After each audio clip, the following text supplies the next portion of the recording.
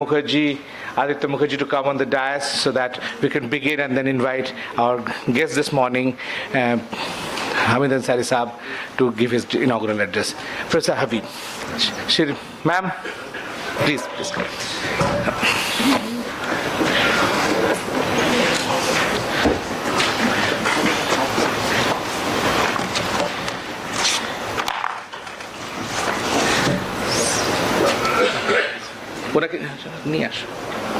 Sorry.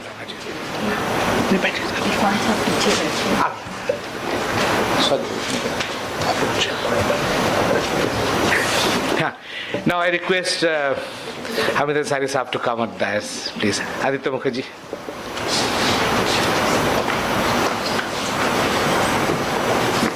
Sorry. It's an academic session, so History Congress is an academic session. So like all academic sessions, there are confusions, there are chaos, and after the chaos, things settle down. So we have early morning chaos a bit. We are settling down now. I'm Rakesh Bhattacharya, welcoming you formally for this session. Gandhi panel begins. This is 150th anniversary of the father of the nation, and we thought it would befitting his legacy and our own legacy of History Congress to have a full day and a half session on his memory and legacies that he'll bequeath on us.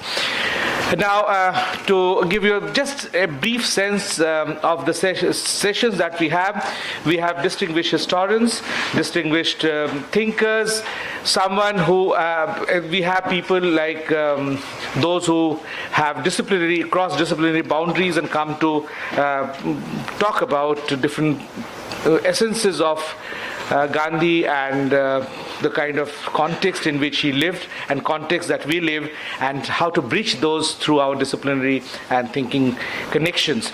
So we have a galaxy of people from different parts of the world, different parts of the academia, or not only academia, we have even service officers who are intervening in a very meaningful way to our social life through Gandhian methods and technique. Now as I said, I welcome you all this morning, and with this short note, we are very lucky that we have got a publisher who actually specializes in distributing books in Africa. We thought, since there is a statue of Gandhi which was pulled down in Ghana, we will have the publisher and distributor who will publish our work in Africa so that we can reach our voice there rather than just market our voice inside. So we have a very genuine publisher this morning. We signed an agreement that he will publish the volume of this session and distribute primarily in Africa, so that we again rebuild our connection through Gandhi in that sense. I leave now and leave it to Professor Mudra Mukherjee to chair the session and take the proceedings further. Thank you.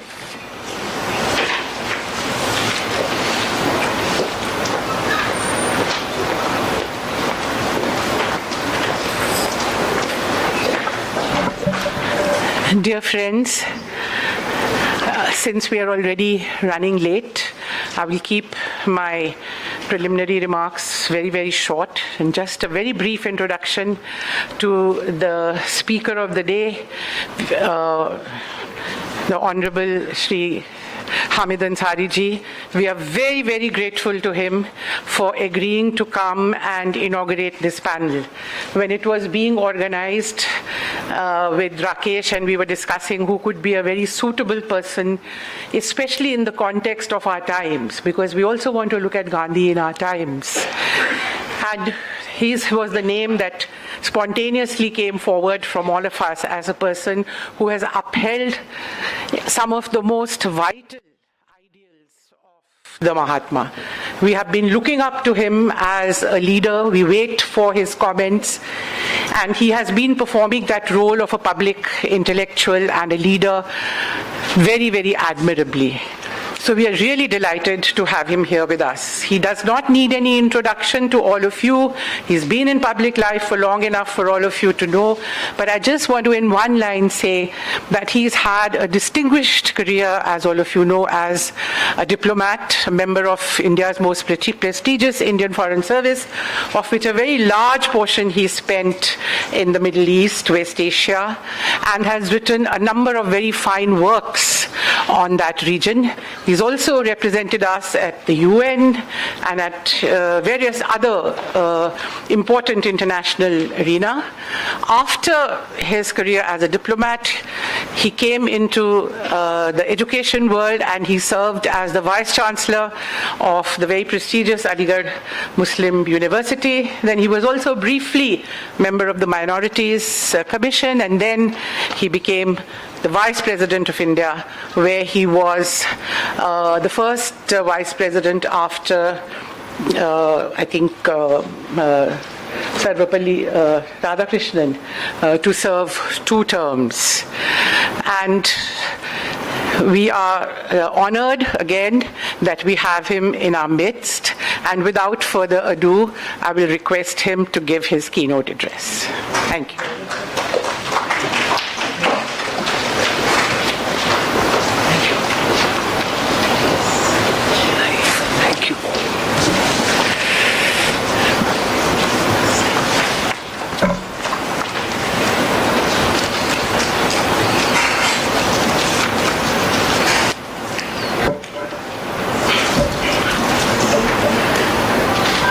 Very distinguished historians on the podium here. Irfan Saab, of course, and friends. It's easy to speak about Mahatma Gandhi and difficult to speak about Mahatma Gandhi. So I really do not know where to begin. The subject suggested to me was the ethics of Gandhi, and I thought I needed to qualify that slightly by adding to it the dead weight of statecraft.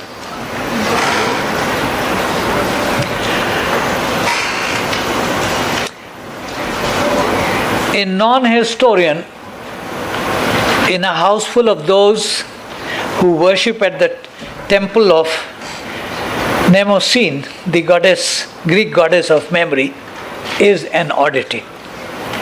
I accepted your invitation without considering its possible consequences and can ascribe it only to an occasional propensity to succumb to temptation. Even though history was not the discipline formally pursued by me, I confess to have dabbled in it from time to time. And I recall Ibn Khaldun's dicta that the pasture of stupidity is unwholesome to mankind, and that the historian in his quest for truth should lift the veil from the conditions of previous generations to wash his hands of any blind trust in tradition. History, and particularly recent history, thus remains critically relevant to our daily life, to the perceptions that shape our approach to contemporary questions, and to the lessons that we tend to draw from the proximate or distant past. Sorry. Our subject today is India at the making of modern India. The subcontinent as an entity can be defined geographically in geological terms and as sufficiently ancient in cultural terms. In political terms, however, its contours are recent. The historical process of the latter, as depicted by Tilak and some others, was that of a period of nation in the making. Nationhood, therefore, could not be taken for granted and had to be constantly developed and consolidated. This process was undertaken by the freedom movement, which defined its diverse identity and plurality and provided a platform for articulating it. This nation in the making exercise necessarily had many dimensions. It meant freedom from constraint as also freedom to act in pursuit of certain desired objectives.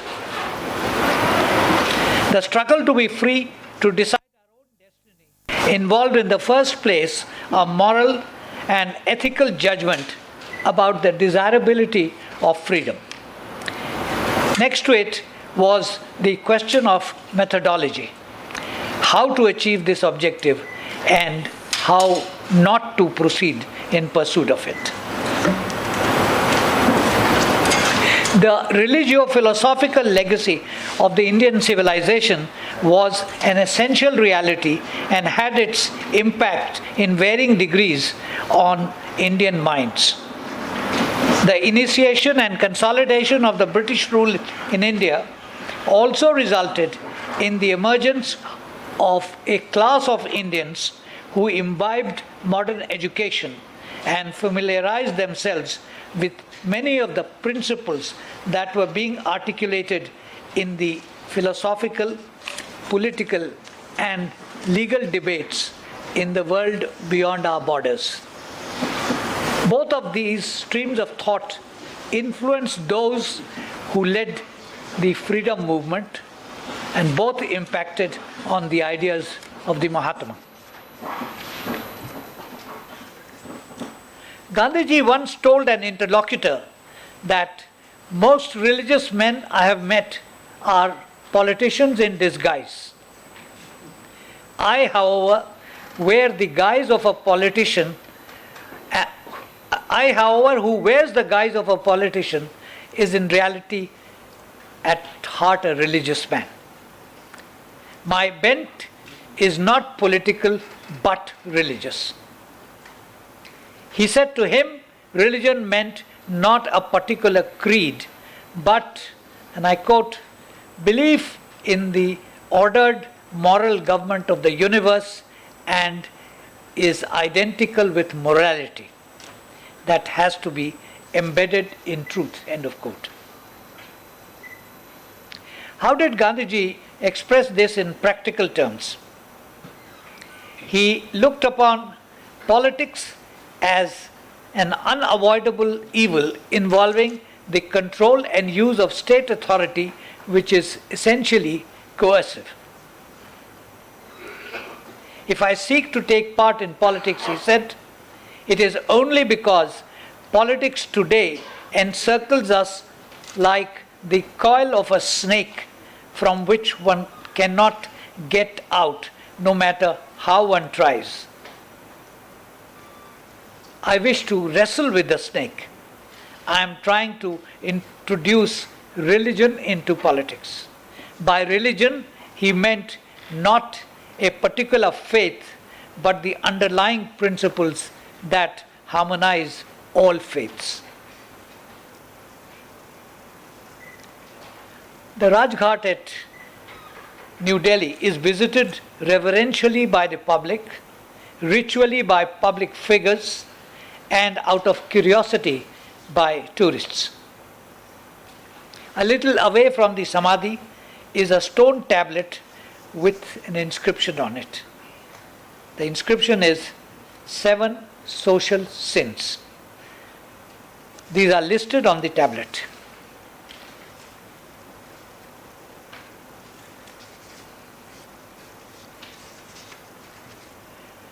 What are these 7?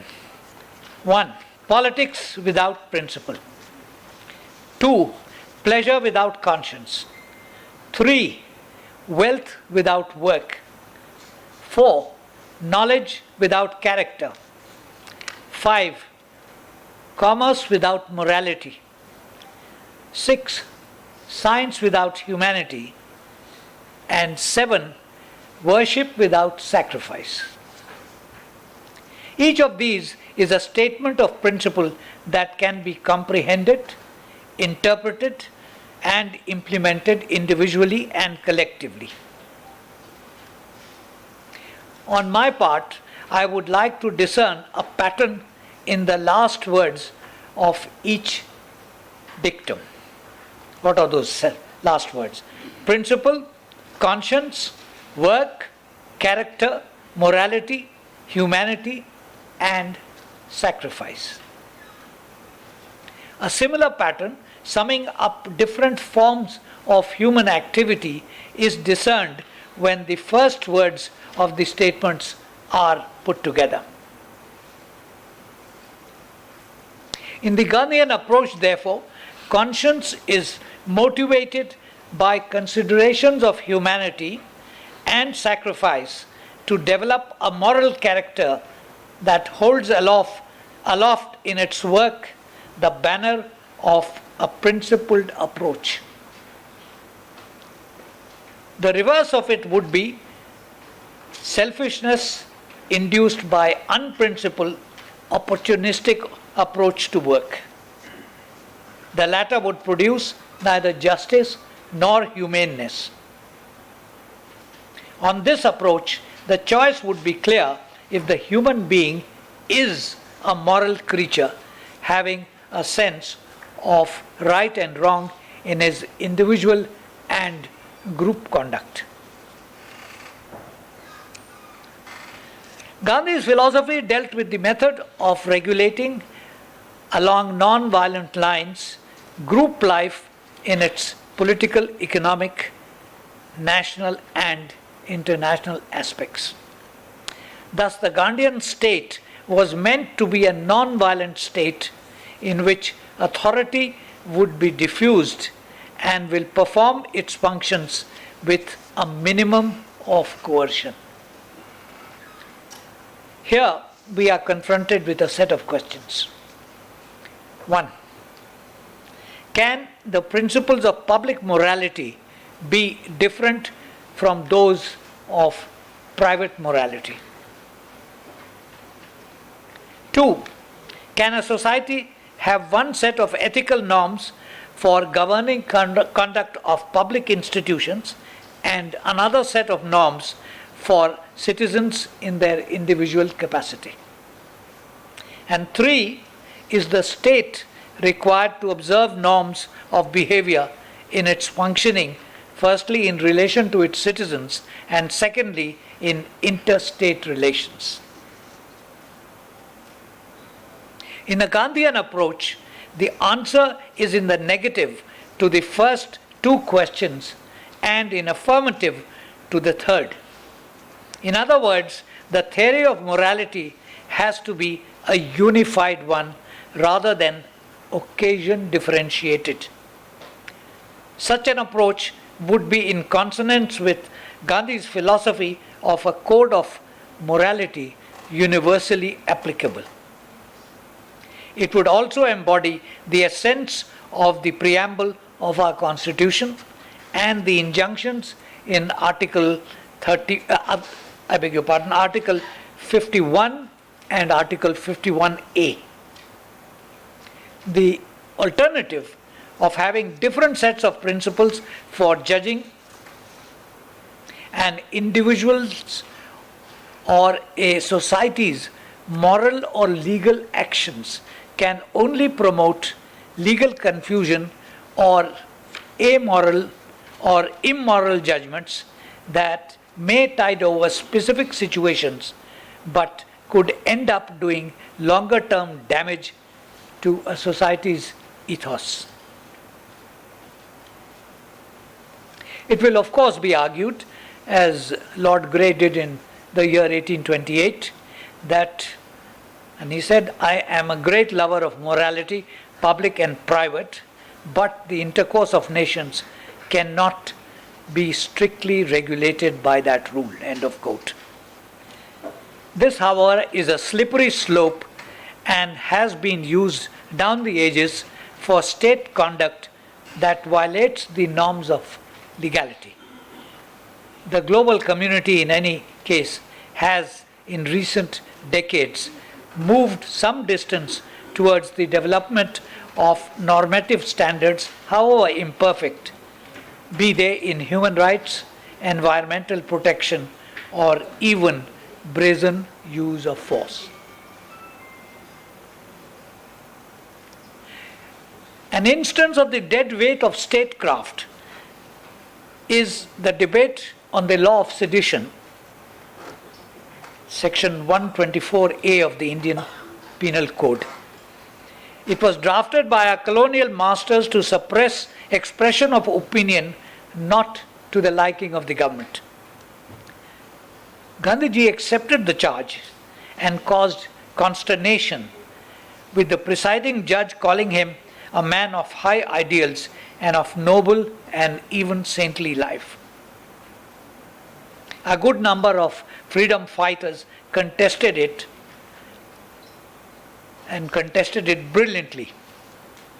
When it came for discussion in the Lok Sabha in May 1951, 4 years after independence, Prime Minister Nehru said, and I quote him, "So far as I am concerned, that particular section is highly objectionable and obnoxious and should have no place both for practical and historical reasons." End of quote. Notwithstanding this, it has remained on the statute book till now and has been used frequently enough against those who articulate views not to the liking of the authorities. It was only in July last year that the Law Commission of India initiated a consultation paper to ascertain views on what it called public-friendly amendments to the law so that it can be misused to curb free speech. On individual conduct in public affairs, modern India's record can only be described as patchy. There is enough in the public domain to substantiate this. I have only to mention official documents like the Bora Committee report of 1993 and the Ethics in Governance report of the Second Administrative Reform Commission of 2007. No less scathing is the Transparency International India's report of the same year. Together, they bring out the moral crisis in the ranks of public figures involved in statecraft. Nothing has happened since then to belie these perceptions. Individual conduct apart, what then has been the record of the Indian state in such matters? The Constitution prescribed a set of rights and duties. We dedicated ourselves to the concept of rule of law and established legislative, executive, and judicial institutions to implement these principles. Together, they constitute a charter of citizenship that would pass, it was hoped, the test of Gandhian principles. And yet, credible observers have spoken of the rule of law being under serious threat and of cancerous developments eating into the fabric of each institution. This is a far cry from what Professor Upendra Bakshi has sought to read in the rule of law as going beyond a mere division of functions in modes of governance. To him, it is the rule of good law and is as such reflective of the struggle of a people to make power accountable, governance just, and state ethical. He adds that the Indian constitutional conception of the rule of law links in links four core notions of rights, development, governance, and justice. Our failure on these counts is thus writ large. The saving grace is our dedication to them, even as distant horizons. Alongside our commitment to liberal democracy, reflective of the ground reality of a plural society, is being diluted in favor of an illiberal or ethnic one premised on cultural vigilantism and its attendant consequences. The preamble enjoins us to secure fraternity. Instead, today, we have a pervasive intolerance, forgetting Gandhiji's observation that intolerance betrays want of faith in one's own cause. The nation in the making exercise has thus clearly deviated from the Gandhian principles, even if the ritual homage to Gandhi continues to be offered year after year.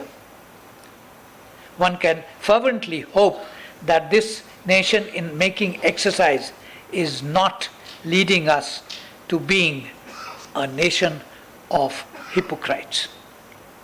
Jai Hind. Thank you.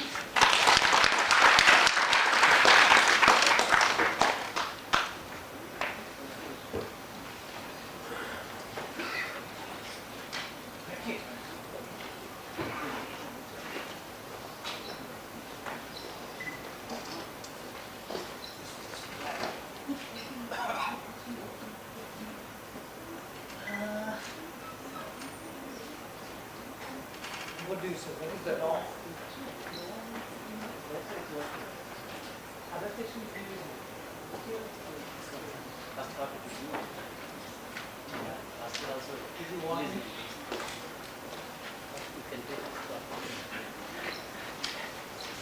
Shri Hamid Ansari has very kindly agreed to take a couple of questions, even though he is not obliged to, this being a keynote address, but in the spirit of dialogue and discussion, which is the hallmark of the History Congress, where we question the mightiest. I think he's honored that tradition and agreed. So may I request any of you who'd like to make a brief comment or a brief question to please go ahead. Yes? You didn't say yes? You wanted to speak? No. You're pointing to. Is there anybody who would like to ask a question? No? All right. Well, in that case, I will just say that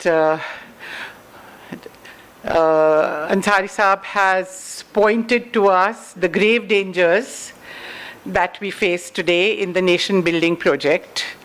And he has shown to us how the Gandhian ideals, particularly the ethical ideals, are something that we do not seem to be adhering to very closely at all.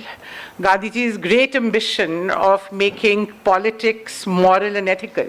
He said it again and again that he was not interested in a politics which did not have morality in it, which did not have ethics in it. And that great ideal which he put before us and which he practiced is something that we seem to be not really adhering to. He's also pointed out to one of our gravest, I think, weaknesses of paying ritual homage, very quick to observe centenaries and anniversaries of all kinds, and not paying enough attention to actually practicing the principles which are put forward by our great leaders and thinkers before us. And these are some of the things we need to look inwards and see where we have strayed, why have we gone wrong. And those ideals are before us. And he's particularly pointed to the recent dangers, as he said, of vigilantism, which has come before us. He also, I think, made a very profound statement where he quotes Gandhi to say that intolerance means that you do not have confidence in your own project. Intolerance does not come out of self-confidence. It comes out of a feeling of inferiority. You do not have the courage to debate and discuss and faith in the rightness of your own cause that you will be able to win. And that's when you become intolerant and want to use other means other than dialogue, discussion, argument to suppress those who may differ from you or who may oppose you. I would like to thank him for bringing these very valuable principles before us and giving direction to the discussions which we are going to hold today and tomorrow. I'm sure many of the papers will engage themselves with issues which are related to these very fundamental issues. And it is, in fact, in the effort to take commemorations away from ritualism and lip service that this panel has been organized, where we want free debate, discussion, criticism to happen in a free and tolerant atmosphere, where we emphasize on the Gandhian tradition of dialogue and debate and moving forward through that, rather than through the other means which we have seem to have become fonder of in recent times. With these words on your behalf and on behalf of the Indian History Congress, I thank Sri Ansari for coming here today, sparing his valuable time. He came all the way from Delhi to address us, and we hope that he will continue to patronize and participate in the deliberations of the Indian History Congress in future years as well. Thank you very much.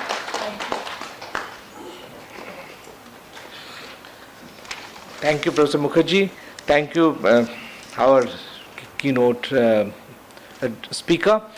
The Indian History Congress premises are used by academics from all parts of country to get their books released. The smart one gets smart speakers, and they are always in search of time. And the smartest one wins. Generally, that is not the principle that we adhere to in social philosophy that we adhere to. But anyway, we have a very nice book to be released, and the author wanted to get it released by the speaker today and gift it to the speaker. Please come, General.